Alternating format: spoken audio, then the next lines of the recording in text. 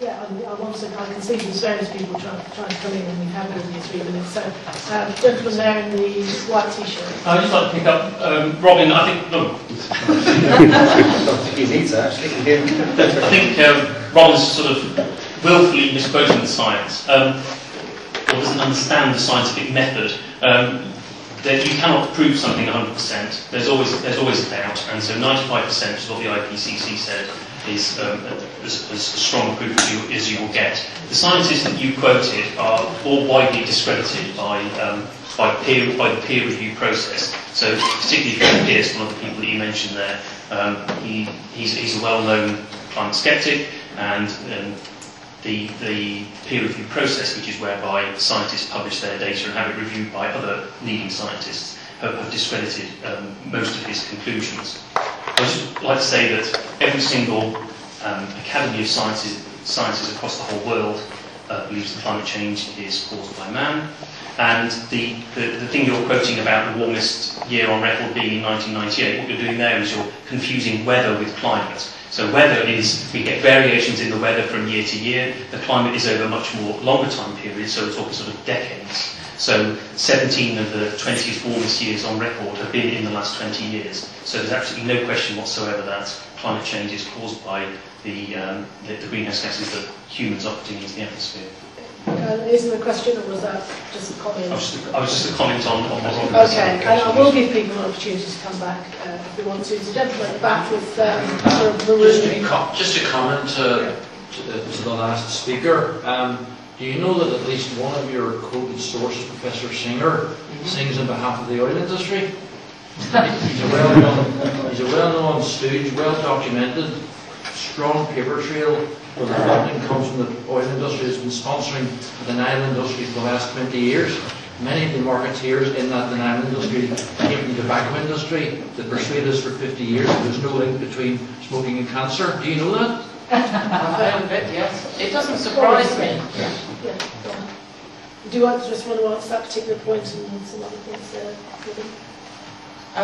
It doesn't surprise me. I mean, I've heard about stuff about another chap called Professor Ian Plimmer. Do you know much about him? But he's also another prominent climate skeptic, and apparently he also has mining interests. I personally do want to get down to the truth, and I am listening carefully to concentration of CO2 in the atmosphere and the temperature. What has happened in the past, the fossil record of pollen has shown that there were changes in the vegetation in the biosphere before the changes in the CO2. So in the past, changes in the vegetation happened first, and that led to the CO2. And that led to the temperature. What's happening this time is we are causing the CO2. There hasn't been any corresponding previous changes to the biosphere that are causing the changes in the CO2. So we're putting it in through fossil fuels, and that's leading to the temperature. So it's really it's what is causing the CO2 change. And in the past, it was changes to the vegetation, and now it's our use of fossil fuels. So that's my understanding of where the difference lies and how we know that we're causing it this time. Okay, does anyone want to come back, Jenny, on... I did just want to clarify that the 1998 was the warmest on record because of an unusually strong El Nino, which is the southern oscillation, which is generally what we consider to be tropical storms and so forth. It happens on average every 5 years. If you actually take into consideration not just the land mass temperatures, but the heating of the ocean, you actually have that happening. So you have to look at the whole bigger picture. what is that, energy?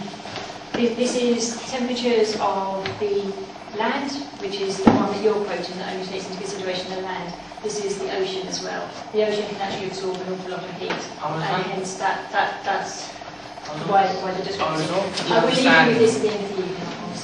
I'm not understanding. I'm quoting World Meteorological Organisation figures for global temperatures, not just the land.